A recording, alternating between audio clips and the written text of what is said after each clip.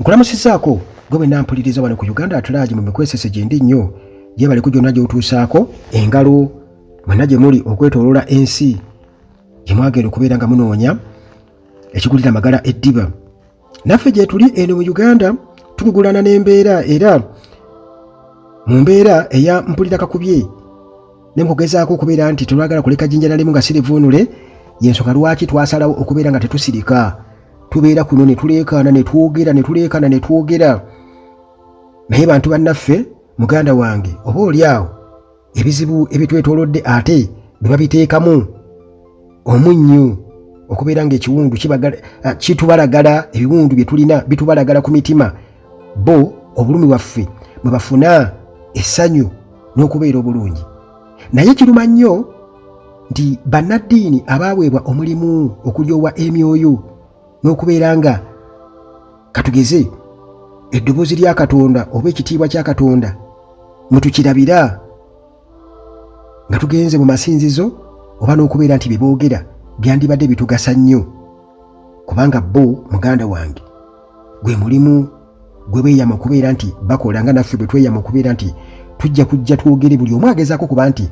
agatta ettofaali ku ggwanga lye kubanga gwe noba onoosabira ensi yonna naye ate ababo n'ensi yo bo bali batya. Bano batumaze nnyo nnyo amaanyi era Father Dennis Bukenya yaboogeddeko kubanga ye munnange munnaddiini kitegeeza nti ye nga munnaddiini akiraba atya. Teweerabira abannajjadda investments bano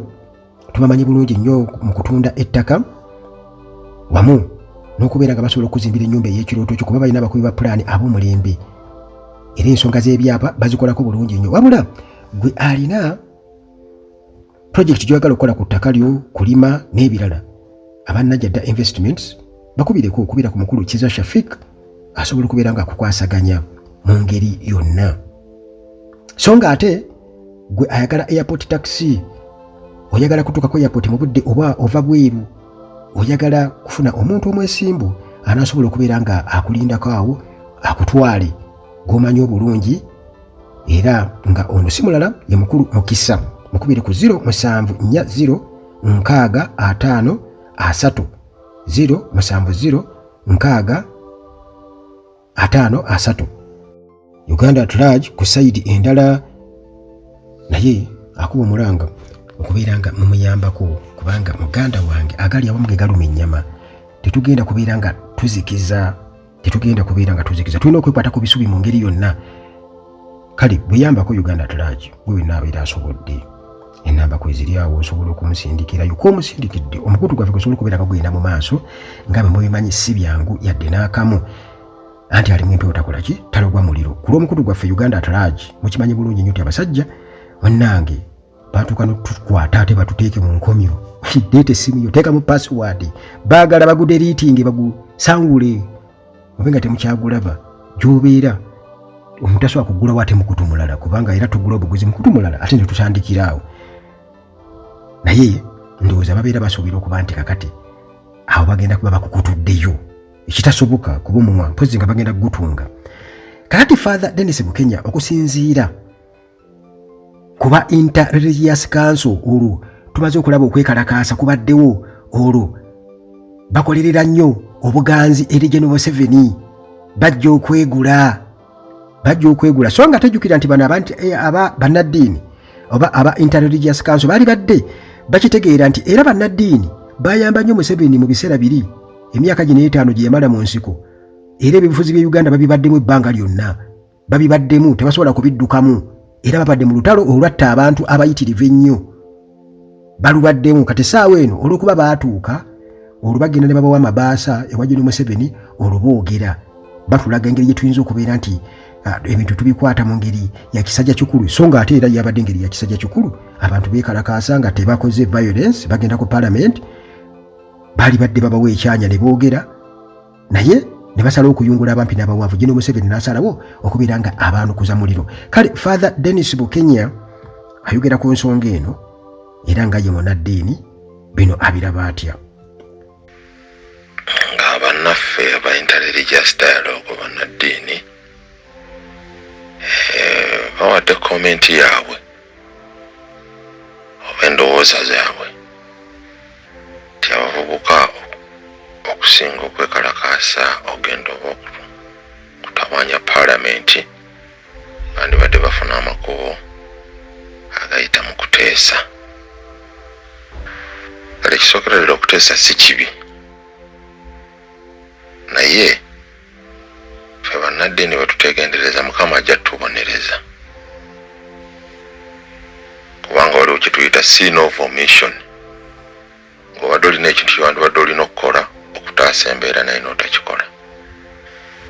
Kati ekisooka abavubuka Mukama bwe twabalabye bonna nga beekalakaasa abagira balina access okutuuka ku president, ate ne president yenyini ng'amaze okwogera nti agenda bazzaamu omuliro, naye yoyo agenda okubazzaamu omuliro kitegeeza okubatulugunya n'okubata n'okubajjako obulamu. Kati nga ffe bannaddiini twandibadde tulaba nti that is evil, era n'ekyo twandibadde nga tukyogerako nduga nti abanna oba abavubuka baffe bo kye bakola nga bagamba, which is true, it is their constitutional right, naye guno oga nti ngenda kubazzaamu omuliro. Kati ku bombi ani ddala ani mukyamu? Kakati nze nengamba ku bannaddiini bannanga abo abatukulembedde bakulembeze b'amaddiini gaffe nti mmwe mufuna access ogende wa president, naye siwulirangayo Uganda Lodge bw'obanga gwe wali okiwulidde oba bwawali akiwulidde akole ekinvuli, siwulirangayo lwe baagamba ne bagamba tupropose nze ku agenda yaffe omutwe ogusooka gwe twagala okwogera na president bwe bubbi n'obuli bw'enguzi obuli mu gavumenti. Naye nga topiki eno ewuuma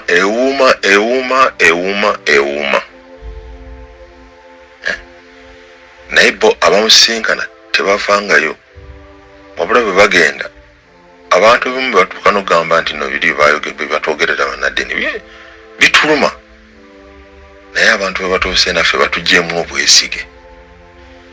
kubanga batuuka abantu ne bagamba nti bano bwe bamala okubba omunyago gwabwe nti bagugabana naffe mu masinzizo, tibaguleeta gye tuli ffe mu bannaddiini. Terayo ensonga lwaki abo ab'obusuuti tubawaki entebe ez'omu maaso oba tubateerawo entebe ez'enjawulo nti tugabana ku munyago. Kitegeeza nti Katonda ajja tubonereza, ate nga luusi n'omunyago gwe tugabanako nga tukimanyi ddala munyago notavaayo kuvumirira,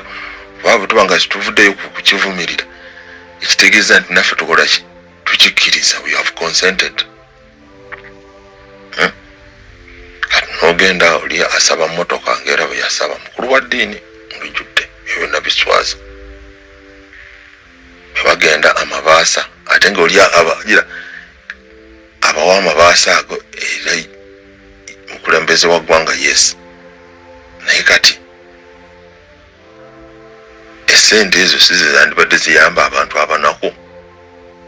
naye n'abanaku ne basobola okuleeta kimu eky'ekkumi mu ekereziya nga kiwera.